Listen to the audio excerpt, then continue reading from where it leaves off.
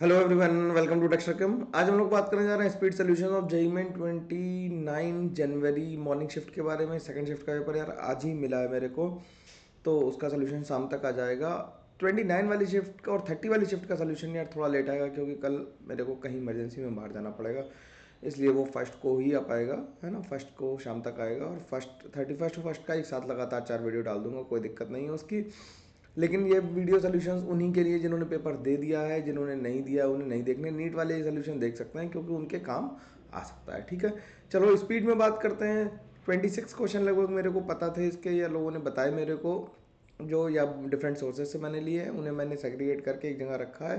Hopefully वो memes के paper से मिलते जुलते होंगे या फिर वही होंगे एग्जैक्टली। तो तुम ही लोग कमेंट करके बता पाओगे कि कितना एग्जैक्ट था, क्योंकि तुम लोग ज़्यादा जानते हो मेरे से पेपर, क्योंकि तुम दे के आए हो, मैं तो दे के आया नहीं हूँ, है ना। चलो बात को आगे बढ़ाते हैं। और सारे नोट्स वगैरह हमें कहाँ पे मिलना है, textcam.in पे जाके सब कुछ मिल जाएगा। और एडवांस और मेंस सेकंड अटेम्प्ट के लिए गुड न्यूज़ जल्दी आने वाली है। वो 3 फेब को मैं कुछ ना कुछ जरूर लेके आऊँगा तुम्हारे साथ, क्योंकि फर्स्ट तक यार पेपर है, लोगों को पेपर दे लेने देते हैं, फिर उसके बाद ही कुछ डिसाइड करते हैं। बाकी लोग जिनका पेपर हो गया है वो लगातार पढ़ाई जारी रखें, अपना रिवीजन स्टार्ट कर दें। और मैं एक प्लान लेके आऊँगा जिसमें ये भी बताऊँगा कि बोर्ड्स और मेंस और एडवांस को कैसे टैकल करना है। उसके लिए अभी घबराने की ज़रूरत नहीं है, ठीक है। बिल्कुल परेशान होने की ज़रूरत नहीं है, जो तुम चाहते हो वो ज़रूर होगा, ठीक। चलो तो हम लोग सीधे क्वेश्चन डिस्कशन पे आ जाते हैं। क्वेश्चन डिस्कशन पे आते हैं और क्वेश्चन नंबर 1 पे पहुंच जाते हैं।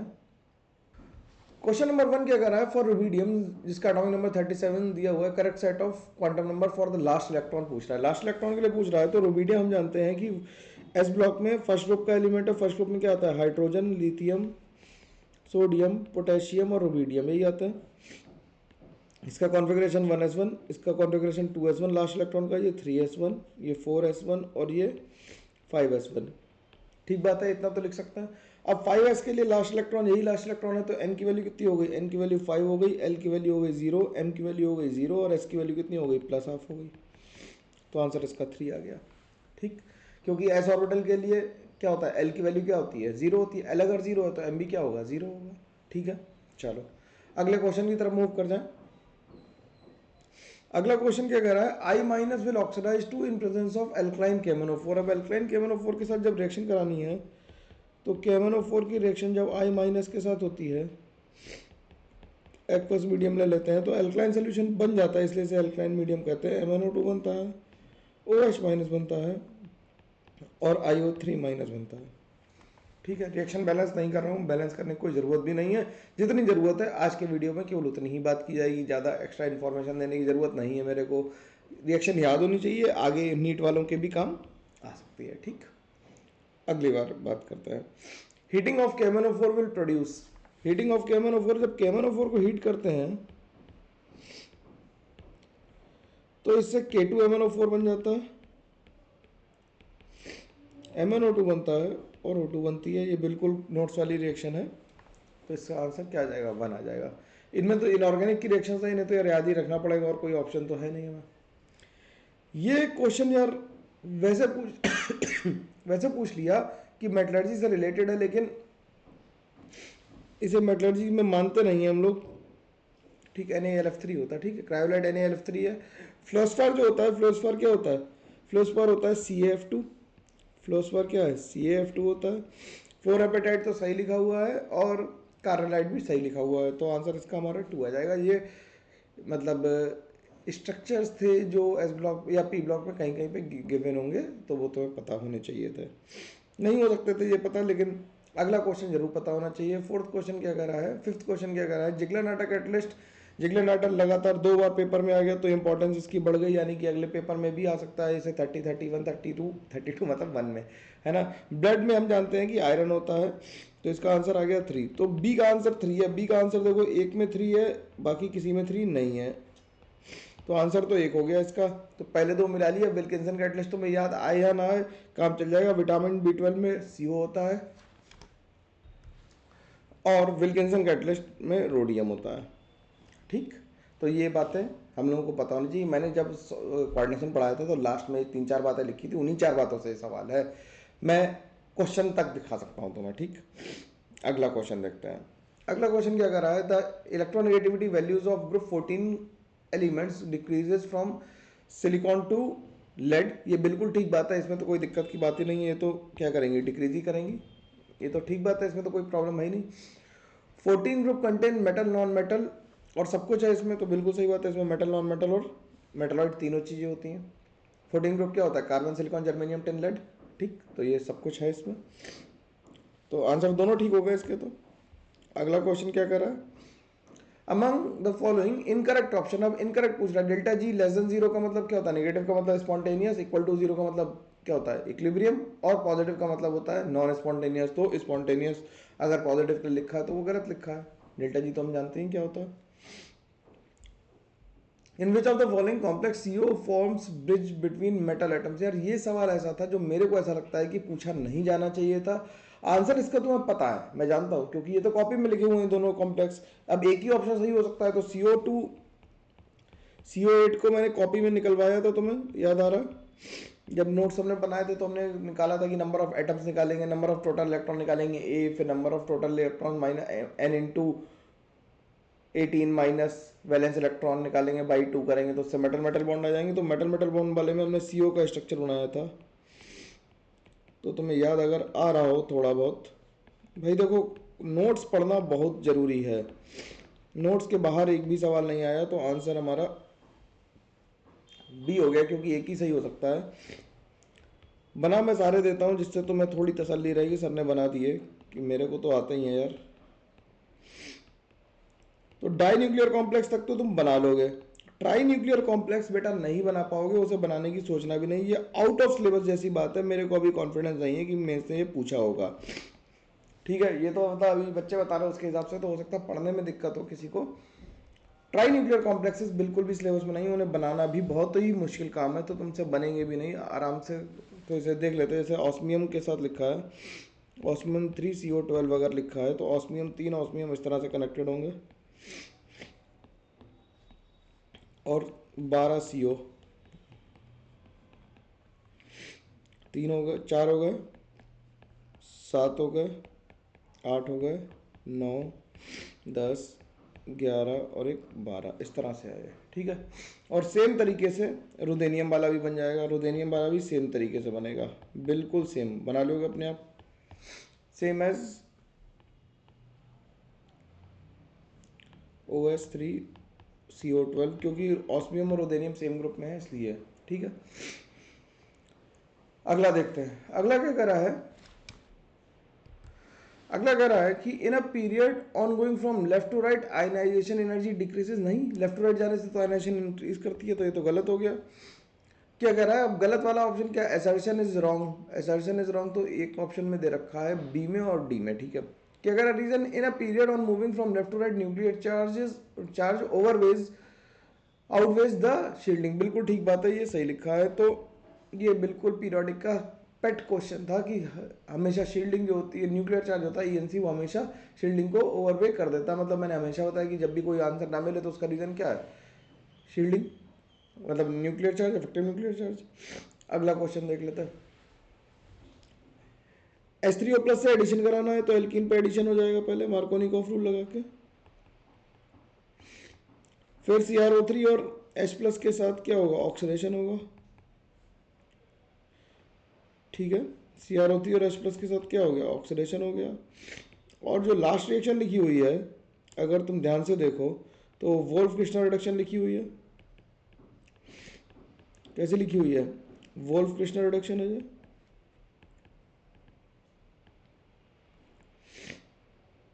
तो वोल्फ क्रिस्टल रिडक्शन का क्या हो जाएगा, CO कन्वर्ट हो जाएगा CH2 में। ठीक है, सिंपल क्वेश्चन। आगे बढ़ते हैं। अब Cl2H न्यू से अगर मेजर प्रोडक्ट बनाना है तो फ्री रेडिकल मैकेनिज्म होती है इसमें। फ्री रेडिकल मैकेनिज्म होगी तो क्या होगा, जहाँ पे रेडिकल ज़्यादा स्टेबल है यहाँ पे रेडिकल ज़्यादा स्टेबल बनेगा। देखो यहाँ पे रेडिकल ज़्यादा स्टेबल बनेगा, हटा देते हैं इसे लेकिन बनेगा तो ही ज़्यादा स्टेबल। तो जहाँ पे रेडिकल ज़्यादा स्टेबल बनेगा वो प्रोडक्ट होगा। और CCl4 के साथ क्या होगा, एंटी एडिशन होगा। ये क्या है, एंटी एडिशन। और ये इससे क्या होता है, free radical substitution, free radical substitution. तो इससे Cl और Cl बन जाएगा यहाँ पे, इसमें कोई दिक्कत नहीं। तो आंसर क्या आ जाएगा, आंसर इसका बी आ जाएगा। ठीक, अगला क्वेश्चन देखते हैं। अगला क्वेश्चन कह रहा है कॉन्सेंट्रेटेड एचबीआर के साथ हीट करना। इन जनरल हम लोग एचआई से रिएक्शन कराते हैं, लेकिन यहाँ पे एचबीआर ले लिया तो क्या होगा भाई, पहले ऑक्सीजन के लोन पेयर पे प्लस लग जाएगा और यहाँ पे C2H5 आ जाएगा। Br माइनस क्या करेगा, इस पे अटैक करेगा, इसे निकाल देगा। ठीक, Br माइनस जब इसे निकालेगा तो हम यहाँ पे क्या लगा दें, OH लगा दें और यहाँ पे क्या बना दें, एल्कीन बना दें। अब HBr इस पे क्या करेगा, मार्कोनिक ऑफ एडिशन कर देगा, तो यहाँ पे OH आ जाएगा और यहाँ पे CH Br और CH3 आ जाएगा। तो ऐसा ऑप्शन देख लो मेटा वाला जिसमें OH और CH3 Br हों। ओहो, दो ऑप्शन मैंने सेम लिख दिए, तो यहाँ पे इसे क्या लिख लेते हैं, इस ऑप्शन को बदल लो यार, गलती से सेम लिख गया, इसे लिख लो यहाँ पे CH2 CH3 लिख लो यहाँ पर। ठीक, तो आंसर इसका क्या आ जाएगा, आंसर डी आ जाएगा। ठीक है, मेरे से गलती हो गई यार, माफ़ कर दो। ठीक है, ये जल्दी में हो गया गड़बड़, और ये क्वेश्चन भी ऊपर आ गया गड़बड़ तरीके से। लिख लेते क्या कह रहा है, what effect is observed in which of the following in which interaction occurs between pi bond and its lone pair of the adjacent atom। ठीक है, तो कौन सा इफेक्ट ऑपरेट होता है, रेजोनेंस ऑपरेट होता है, तो इसमें आंसर क्या लगाएंगे, रेजोनेंस लगाएंगे। पाई बॉन्ड और लोन पेयर किससे रेजोनेंस करेगा, मतलब रेजोनेंस ही करेगा वो, है ना। अब 14 क्वेश्चन को देखते हैं। 14 क्वेश्चन क्या कर रहा है, 14 क्वेश्चन कर रहा है types of amino acid obtained on hydrolysis of protein.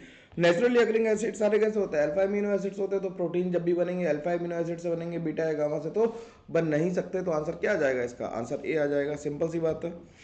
अगला क्वेश्चन क्या कह रहा है, अगला क्वेश्चन कह रहा है ozonolysis the number of oxygen atoms पर molecule of product P is. तो इसकी ओजोनोलिसिस करेंगे तो क्या देंगे, O2 निकल लो, ओ देखिए क्या करेंगे, हटा देंगे तो एक ही आ जाएगा, इसके दो मॉलिक्यूल बन जाएंगे। ठीक है, ओजोनोलिसिस तो ठीक रिएक्शन है, मतलब ज़्यादा मुश्किल तो नहीं आनी चाहिए ओजोनोलिसिस करने में। अगला क्वेश्चन देखते हैं। अगला क्वेश्चन क्या कह रहा है, arenium ion which will not be form in bromination of aniline. अब देखो एनिलीन का जब ब्रोमिनेशन करेंगे तो सिग्मा कॉम्प्लेक्स बनेगा और ऑर्थो और पैरा पे ही रिएक्शन होगी। ठीक, तो जब इसका ब्रोमिनेशन करोगे तो इससे ऑर्थो पे अगर बनाएंगे तो यहाँ पे ब्रोमीन लगाएंगे तो यहाँ पे प्लस लगा सकते हैं। ठीक, जब यहाँ पे प्लस लगाया तो ये लोन पेयर रेजोनेंस कर सकता, तो इससे क्या बन जाएगा,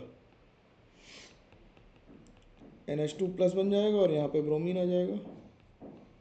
एक तो ये बन गया, तो ऑप्शन हमारा कौन सा सही है, हमारा ऑप्शन एक तो ये ठीक है, ये तो बन सकता है। ठीक, अब अगर ध्यान से देखो तो केवल इसका रेजोनेंस अगर यहाँ पे करा दें, अगर हमें कौन सा ऑप्शन बनाना है, इसका रेजोनेंस इधर करा दें, इसका इधर करा दें। ठीक, दो रेजोनेंस करा दें, तो दो रेजोनेंस कराने के बाद क्या बनेगा, दोनों रेजोनेंस कराने के बाद बन जाएगा यहाँ पे NH2 आ जाएगा, ये यहाँ आ जाएगा, ये यहाँ आ जाएगा, ये यहाँ पे आ जाएगा और यहाँ पे ब्रोमीन आ जाएगा, यानी कि ये भी बन सकता है। अगर हम पैरा पे अटैक करा दें, पैरा पे ब्रोमीन का अटैक करा दें तो यहाँ पे प्लस बन जाएगा, यानी ये भी बन सकता है। इसमें देखो एक ही पाई बॉन्ड रह गया, तो ये सिग्मा कॉम्प्लेक्स नहीं हो सकता, तो आंसर 1 हो जाएगा। चाहता तो सीधे ही मार देता, फिर तुम कहते सर आप जल्दी कर देते हो। ठीक, क्या कर रहा है, appearance of red colour on treatment with Na fusion extract on organic compound with FeSO4 in presence of H2SO4। तो सोडियम फ्यूजन एक्सट्रैक्ट बना रहे हैं, किसमें, रेड कलर ऑप्टेंड हो रहा, तो रेड कलर हमें मिलता है FeSCN होल थ्राइस का। POC में मैंने चिल्ला चिल्ला बताया था कि इंपॉर्टेंट रिएक्शन, और यही सवाल आया, चिल्ला चिल्ला के मैंने बताया था कि ये सवाल आ सकता है, आ सकता है, बहुत इंपॉर्टेंट रिएक्शन, और ये फिर से आ गया, तो ये आंसर हो गया। ठीक, बिल्कुल एकदम लिखा हुआ, और मैंने कम से कम टेस्ट सीरीज में भी इसे 2 बार से 3 बार पूछा होगा, जिससे तुम्हारी प्रैक्टिस हो जाए। इस सवाल को तो गलत करना नहीं बनता, कमेंट करके जरूर बताना कि टेस्ट सीरीज वाले कितने सवाल तुमसे बन गए। ठीक, how many of the following have S as heteroatom in the following. तो क्या कह रहा है, फ्यूरैन है, फ्यूरैन तो हम लोग जानते हैं, ये फ्यूरैन है, ये थायोफीन है,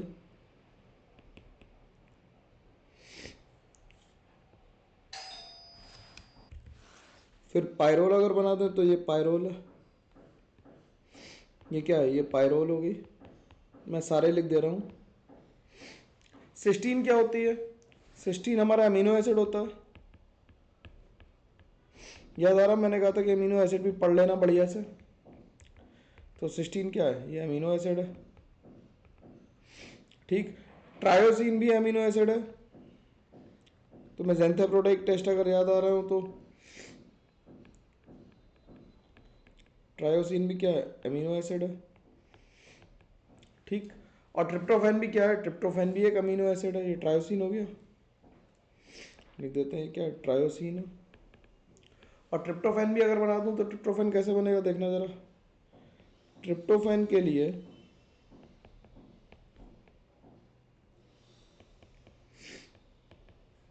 ये ट्रिप्टोफैन बन गया,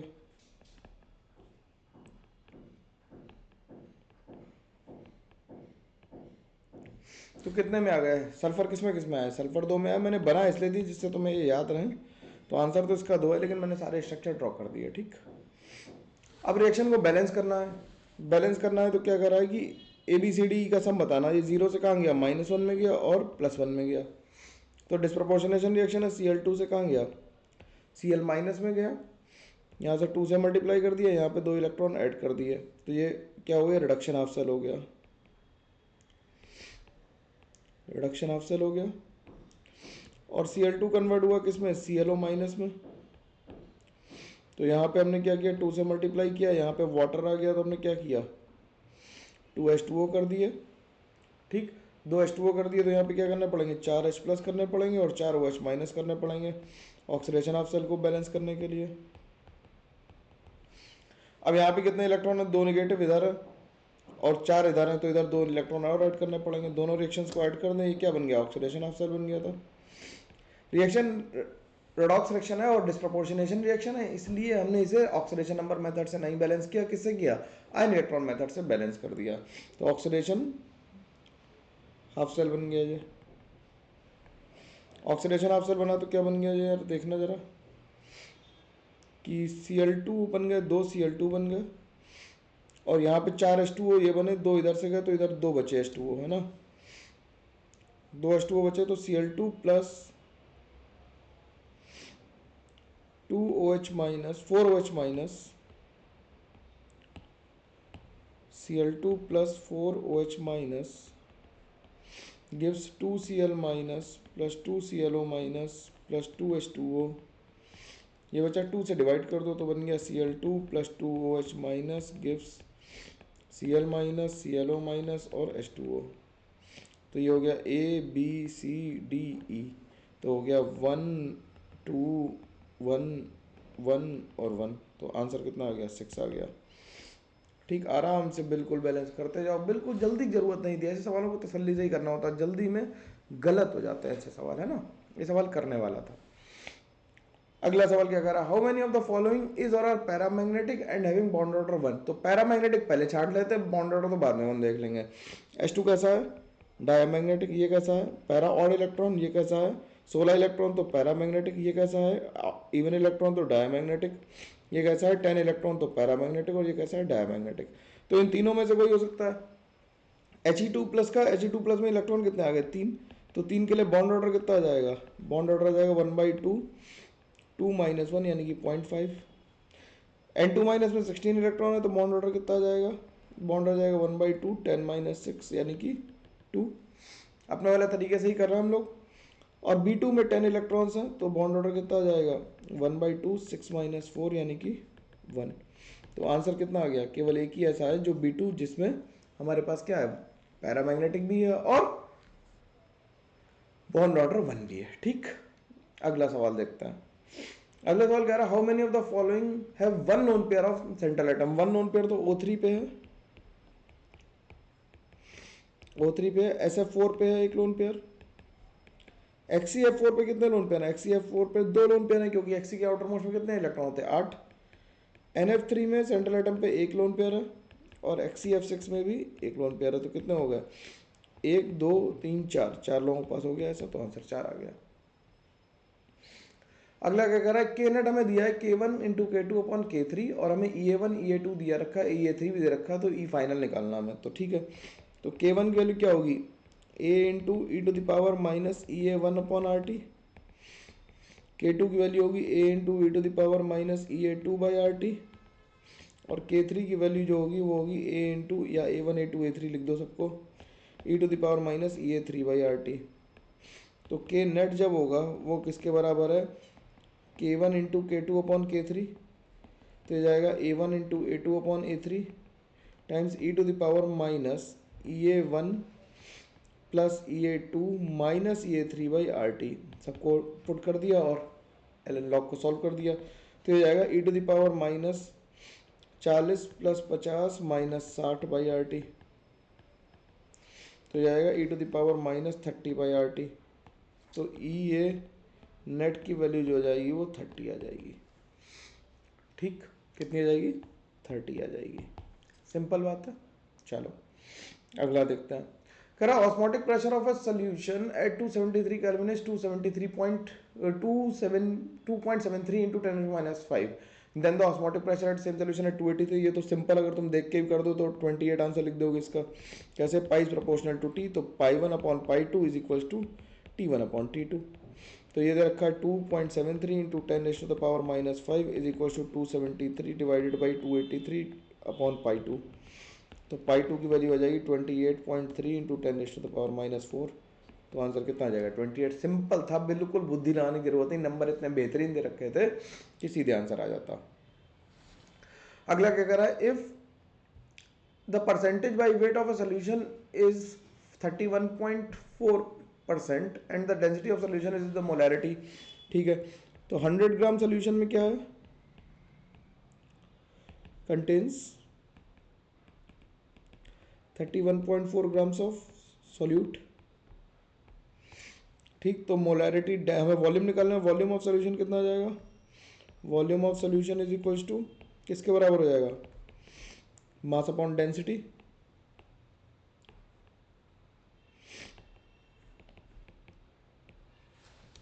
मास अपॉन डेंसिटी कितनी हो गई, 1.56। ठीक है, तो 100 upon 1.56 ml contain 31.4 upon 98 moles. तो 1000 में कितने हो जाएंगे, 31.4 upon 98 divided by into 1.56 into 1000। ये कैंसिल हो गया, 10 आ गया, इसे मल्टीप्लाई कर दें तो 31.4 इंटू 1.56 डिवाइडेड बाई 98। इसे सॉल्व कर दोगे तो 4.998 के लगभग आ जाएगा, यानी कि आंसर कितना आ जाएगा, 5 आ जाएगा। ठीक, अगला क्वेश्चन क्या कर रहा है, अगला क्वेश्चन कह रहा है for decomposition of N2O4 at 300 kelvin the value of Kp is given. Value of Kc निकालनी है, तो हम जानते हैं Kp इज इक्वल टू क्या होता है, KcRT की पावर डेल्टा Ng। अगर उल्टा कर दिया तो गड़बड़ हो जाएगा, ध्यान रखना भाई, पावर डेल्टा Ng, और डेल्टा Ng की वैल्यू कितनी है, डेल्टा Ng की वैल्यू 1 है, तो Kc की वैल्यू आ गई Kp अपॉन RT।